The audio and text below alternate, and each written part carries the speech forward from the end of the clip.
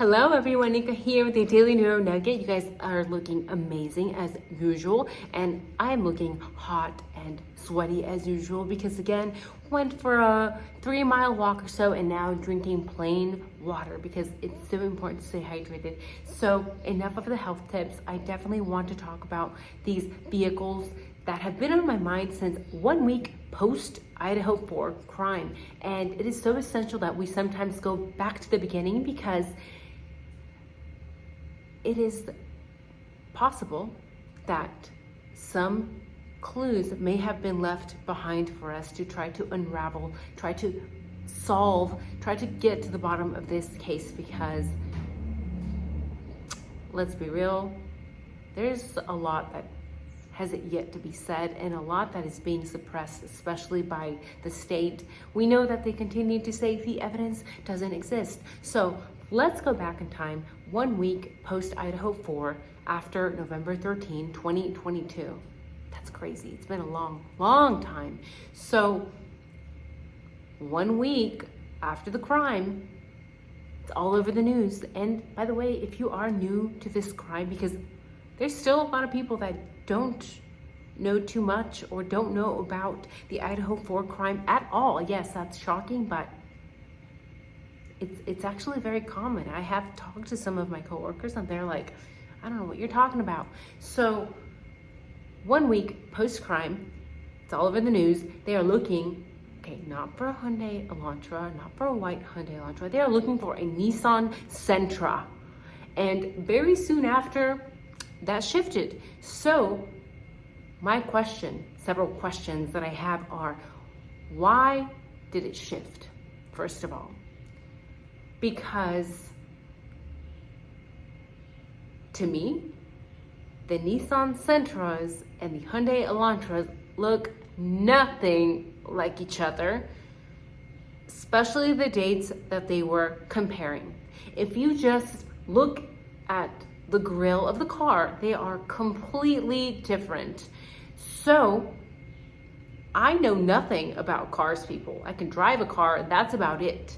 I'm not car savvy, but those two cars look nothing alike, in my opinion. And question number 2, I would want to know who is the one, which agency? Was it Moscow PD? Was it Moscow Police Department? Or was it the FBI that first came out with the Nissan Sentra description that they were looking for this vehicle?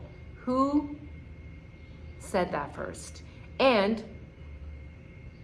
I personally, my opinion, it is that Moscow PD said, let's look for this Nissan Sentra. And then shortly after, when the FBI stepped in,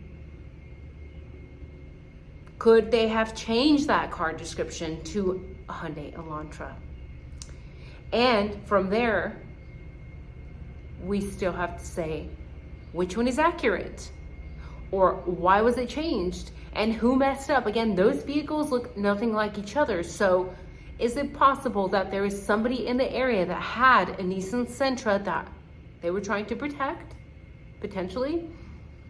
One could also ask, is it possible that Moscow PD originally said it's a Nissan Sentra to try to brainwash the public and hide and protect somebody who was actually driving the white Hyundai Elantra? So many questions. So I'm definitely going to talk about this person, but I'm gonna tell you right now, when I have mentioned this person here, when I have mentioned this person, when I first, you guys, per your request, you guys asked me to start the Patreon. Those pages got deleted when I talked about this person. So I'm very curious to see what YouTube is going to do with this particular video because they basically told me, you made a mistake talking about this person, although I did nothing as far as violating any privacy, nothing.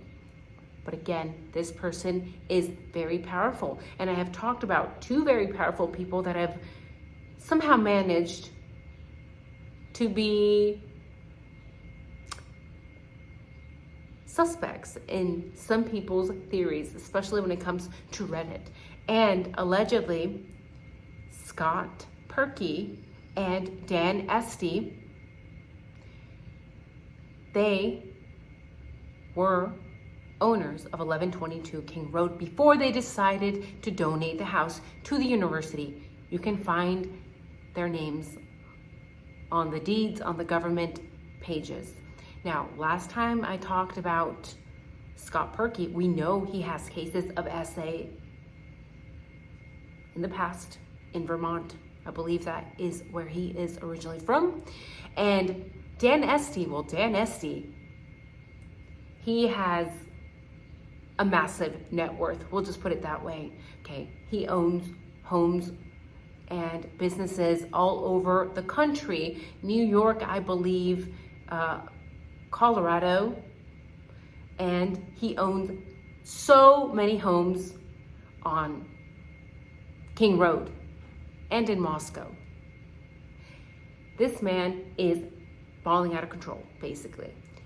He had millions before the age of 30, and I found an interview with this guy. He is extremely athletic, by the way. Scott doesn't look athletic, I don't think, but one never knows. Dan Estey looks athletic. He is very tall. I have found pictures of him with his coworkers in his realtor company.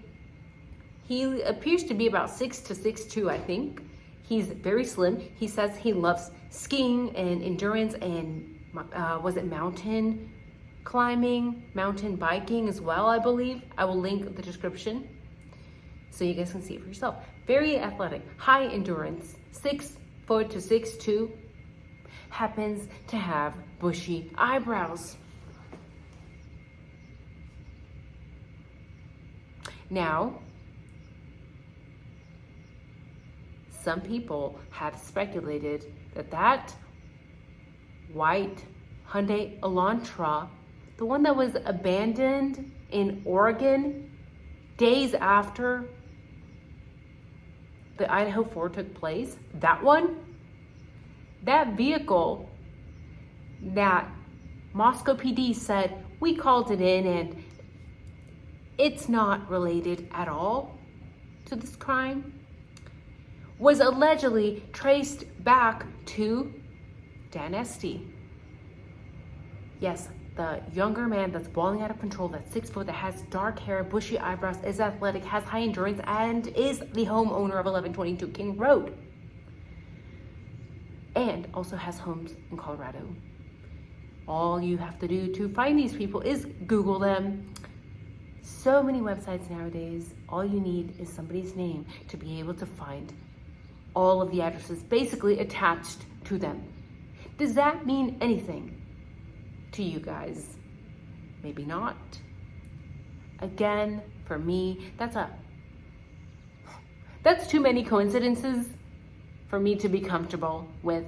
And the fact that Moscow Police Department dismissed that white Hyundai Elantra that was randomly abandoned out there in Oregon.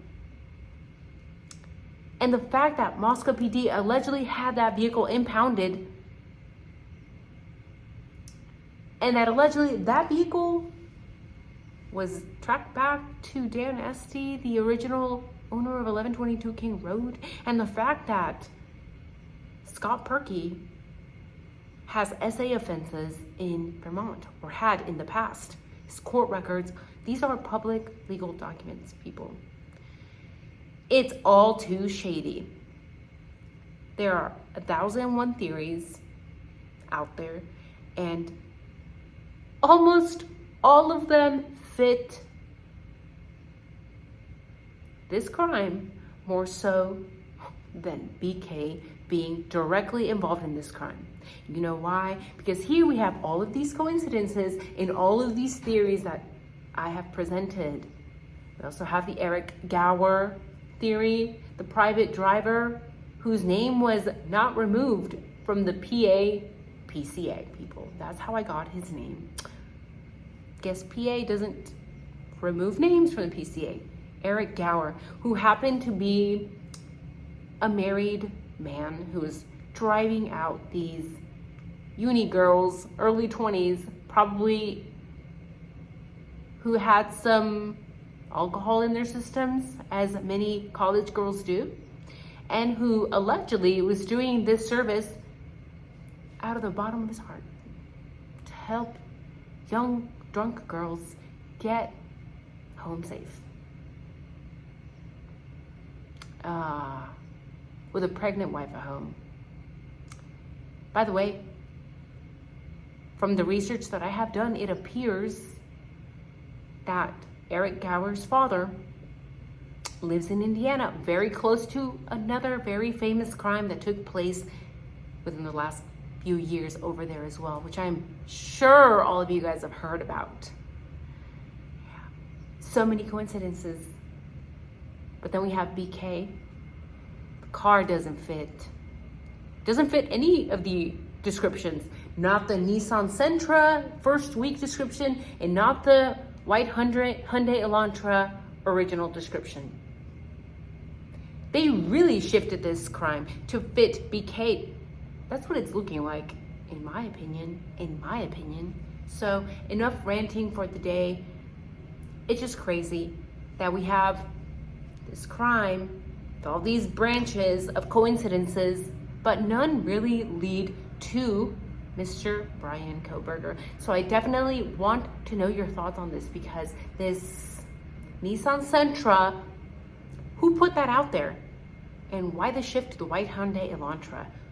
And was that Moscow PD being dodgy and protecting somebody? Or was that the FBI shifting things to protect someone to be dodgy? Or did Moscow PD or the FBI just change things because they were learning as they went? But again, it doesn't take a person who is vehicle savvy, I am not car savvy, like I said, to know within 10 seconds of inspecting a Google image of a Nissan Sentra and a white Hyundai Elantra to know that those two cars are completely freaking different. So yeah, that's it for the day, guys. I hope you enjoyed the video.